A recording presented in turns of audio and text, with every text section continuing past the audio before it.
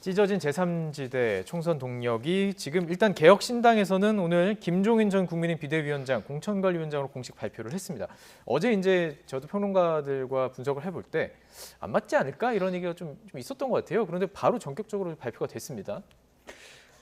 근데 개혁신당에서 얼마나 네. 많은 분들이 지역구 후보로 나올 거냐에 대한 부분들, 공천이라는 게 많은 후보들 중에서 선정하는 작업일 텐데 아마도 그거보다는 이제 비례대표와 관련돼서 김종인 이제 비대위원장이 어떤 좋은 분들 또는 어떤 뭐 나름대로 능력 있는 사람들을 공천을 할 거냐라는 문제인데, 제가 볼 때는 이게 일종의 이벤트성으로 자꾸만 가는데 네. 지금 개혁신당에서의 개혁이라는 게 지금 살아 움직이고 있나요?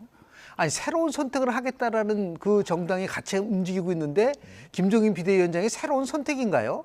아마 저는 묻고 싶어요. 예. 그러니까 지금 오늘 나온 한국갤럽 조사 결과도 보면은 개혁신당에 대한 정당 지지도가 굉장히 낮거든요. 네. 뭐 더 나가서 제가 중도 쪽에서 봤어요. 그러니까 중도층에서는 개혁신당의 지지율이 얼마나 될까? 오늘 나온 한국갤럽 조사 결과를 보면요. 예. 개혁신당의 중도에서의 정당 지지가 1%입니다. 예. 녹색정의당이 저희가 이제 2%인데. 여론조사 말씀하시면 그 네. 출처 그거 다 말씀해야 되기 때문에 정확하게 아니, 그래서 그런지, 예. 이거는 나름대로 물론 이제 저희가 뭐 차례대로 말씀드리겠습니다. 네. 예. 우리가 얘기하는 뭐 네. 95% 신뢰 수준에서 플러스 마이너스 3점이라는 거 도식적인 거를 얘기를 하지 않으면 중앙선관위로부터 이렇게 뭐 제재도 받고 이런 걸 알고 있지만 여하튼 이러한 부분들을 봤을 때 저는 개혁신당이 처음에 기대했었던 부분에서 완전히 이탈을 한 부분. 그 이유는 뭐냐면 바로 이준석 대표의 리더십의 한계를 적나라하게 보여줬기 때문에 저 사람이 과연 이 정치를 오래 했다고 하지만 저는 정치 학습이 거의 없다. 그러니까 그런 면에서 보면 실망감이 굉장히 크고 그리고 통합을 통해서 가는 게 아니라 분열을 통해서 문제를 해결하려고 하는 부분, 그런 상황 속에서 뭐 김종인 비대위원장이 공천관리위원장이 됐다고 이거를 뭐 반전을 가져갈 수 있다? 저는 뭐 기대하기 좀 어렵지 않나 생각을 합니다. 반전. 지금 어디 뭐 지역구 얘기를 하셨는데 만약 국민의힘, 민주당 다 현역 탈락자들이 다 모이는 겁니다. 뭐 개혁신당도 가고 새로운 미래도 가고. 일단 개혁신당 얘기를 하고 있었으니까요. 뭐 그렇다 보면 좀 얘기가 달라질 수 있는 거 아닌가요? 저는 달라지기 어렵다고 보는 게 김종인 위원장의 그동안의 성과는 어디서 나온 거냐면 굉장히 광고한 기득권이나 주류에 반하는 행동을 당당하게 했을 때 나온 거예요. 이렇게 전권을 사실상 다 가질 수밖에 없는 주류의 입장에서는 나올 수가 없는 리더십입니다. 사실 지금 이준석 대표나 김종인 비대위원장은 다 전권을 달라고 하는 사람들이잖아요.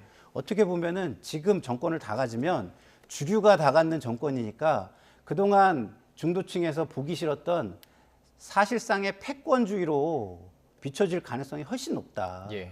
그러니까 기존의 패권에 대응하는 거를 지금 중도층은 원하는 거 아니겠습니까? 그러면 이준석 지금 대표가 이낙연 대표에게 전권을 요구하면서 사실상 소패권주의로 저는 흘러갔다고 보는데 그 패권에 대응할 수 있는 오히려 공관위원장, 참신한 공관위원장을 하지 사실상 김종인 그 공관위원장과 이준석 대표는요 국민들 시각에서는 거의 한 몸처럼 보이지 않나요? 멘토 멘티, 그렇죠? 멘토 멘티로 보이잖아요. 그런데 이게 어떤 신선함을 줄 것인가? 저는 신선함을 전혀 줄 수 없다 이런 생각이 들고요. 그리고 제가 말씀드리지만 지금 국민들은 대부분 어느 한 사람 하나의 작은 디테일한 정책 이걸 보고 싶은 게 아니라 기존의 양 정당과 다른 태도와 다른 모습을 보고 싶은 게 가장 크다. 그 부분은 무시하면서 나 똑똑하다를 보여준 걸로 그걸 없겠다라고 하는 거는 저는 오만이라고 봅니다. 아까 조금 전에 말씀드린 한국갤럽 조사는요. 20일부터 22일까지 1,003명을 대상으로 조사를 했기 때문에 감사합니다. 95% 신뢰 수준에서 표본 오차는 플러스 마이너스 3.1이라는 거를 말씀드립니다. 알겠습니다. 제가 사실 찾고 있었습니다. 그래요? 정확하게 전해드리려고. 알겠습니다. 자, 그럼 오늘 분석을 해봤고요. 저희가 계속 이어지는 과정 속에서 계속 공천 결과가 발표가 되고 또 주말 사이에 어떤 일들이 있을지 정말 선거를 앞두고 뭐 예상했던 정국이긴 하지만 계속해서 저희들은 이 과정들을 기억하고 좀 기록하는 것도 저희의 또 의무인 것 같습니다. 계속 이야기를 좀 나눠가도록 하겠습니다. 김영준 배재대 석좌 교수와 김상일 정치평론가와 함께 이야기 나눠봤습니다. 고맙습니다. 네, 감사합니다.